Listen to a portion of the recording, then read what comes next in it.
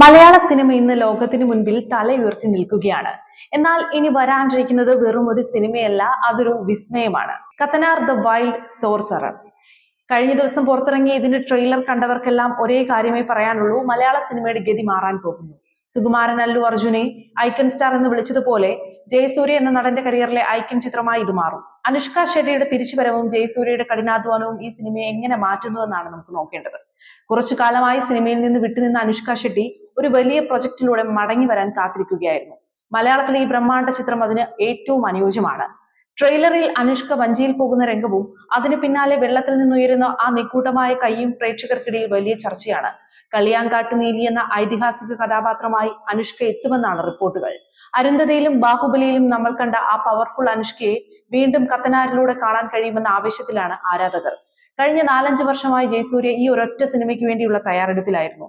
കത്തനാർ എന്ന മാന്ത്രികന്റെ ഗാംഭീര്യവും നിഗൂഢതയും കൊണ്ടുവരാൻ അദ്ദേഹം നടത്തിയ ശാരീരിക മാറ്റങ്ങൾ വിസ്മയിപ്പിക്കുന്നതാണ്. ജൂനിയർ ആർട്ടിസ്റ്റായി വന്ന മിമിക്രിയിലൂടെ സിനിമയിലെത്തി ഇന്ന് മലയാളത്തിലെ ഏറ്റവും മികച്ച നടന്മാരിൽ ഒരാളായി മാറിയ ജയസൂര്യയുടെ യാത്ര ഇൻസ്പിറേഷനാണ്. ഹോം എന്ന സിനിമയിലൂടെ നമ്മളെ കരയിപ്പിക്കുകയും ചിരിപ്പിക്കുകയും ചെയ്ത റോജിൻ തോമസ് ജയസൂര്യയെ വെച്ച് ഇത്രയും വലിയൊരു ഫാന്റസി പരീക്ഷിക്കുമ്പോൾ അതിൽ ഉറപ്പായും ഒരു മാജിക് ഉണ്ടാവും. അവതാർ പോലെയുള്ള സിനിമകളിൽ ഉപയോഗിക്കുന്ന ടെക്നോളജി മലയാളത്തിൽ ആദ്യമായി ഉപയോഗിക്കുന്നു.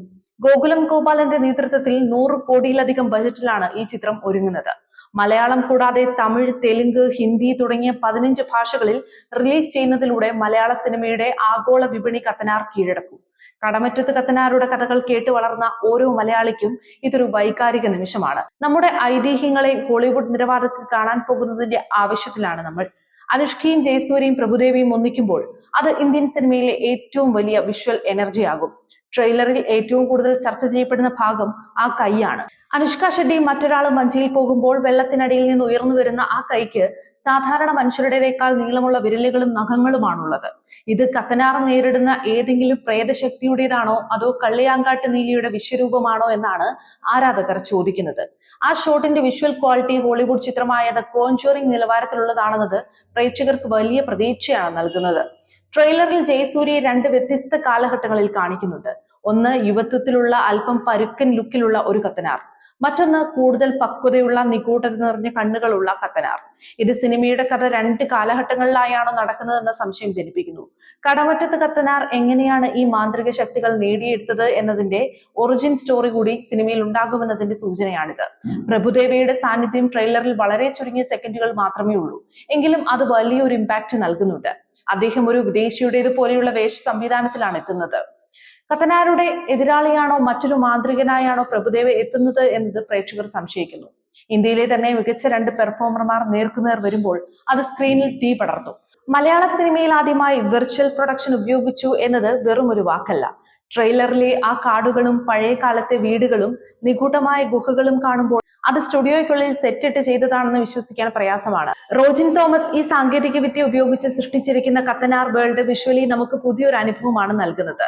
സൺ പിക്ചേഴ്സും ലൈക്ക പ്രൊഡക്ഷൻസും ഒക്കെ ചെയ്യുന്ന ഒരു വലിയ ബിഗ് ബജറ്റ് ചിത്രങ്ങളുടെ അതേ ക്വാളിറ്റി ഗോകുലം ഗോപാലന്റെ ഈ ചിത്രത്തിൽ നമുക്ക് കാണാം.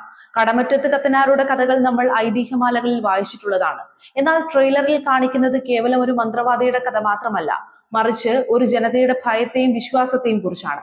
ദ വൈൽഡ് സോർസറർ എന്ന ടൈറ്റിൽ സൂചിപ്പിക്കുന്നത് പോലെ പ്രകൃതിയും മാന്ത്രികതയും തമ്മിലുള്ള ബന്ധം ഇതിൽ ചർച്ച ചെയ്യുന്നുണ്ട്.